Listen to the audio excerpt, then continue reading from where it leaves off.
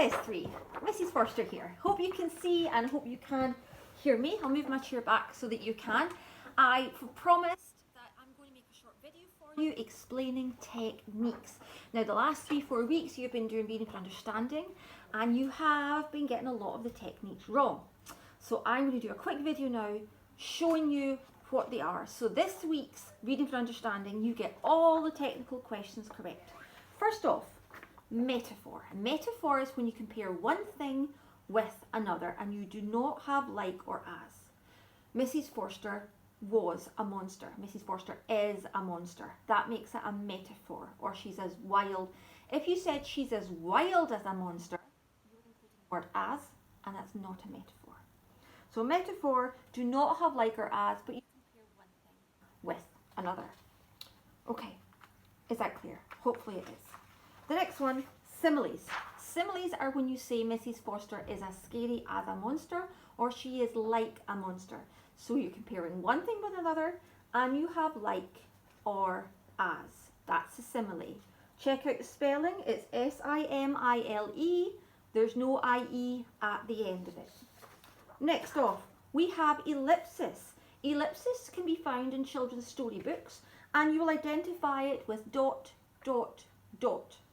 The use of ellipsis is to show hesitancy, to show interruption, or to create a to be continued moment. And that's why you often see it in lots of children's fairy stories or books, to turn the end of the page. That is ellipsis.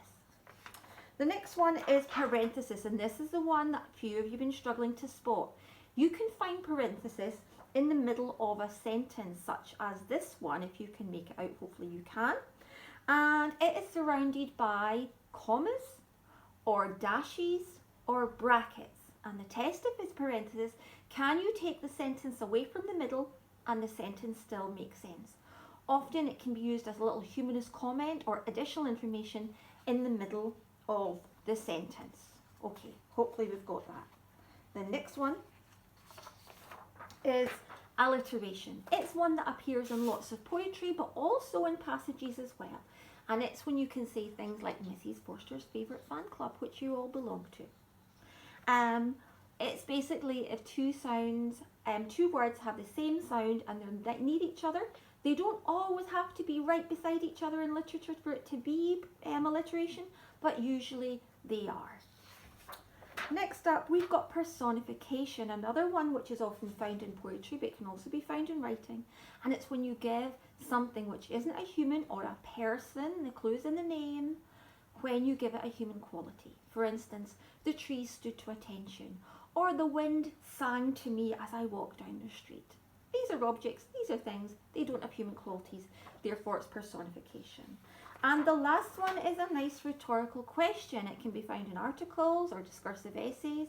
And it's that question that often your mum asks you when she doesn't expect an answer. What do you expect? Or do I look like you're made? These kind of questions I use a lot with my children. The rhetorical questions often are used to make a point. They have a question mark at the end, but they don't expect an answer.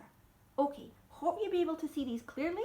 Hopefully this will clear up things and we're going to get 20 out of 20 for our next reading for understanding. Brilliant.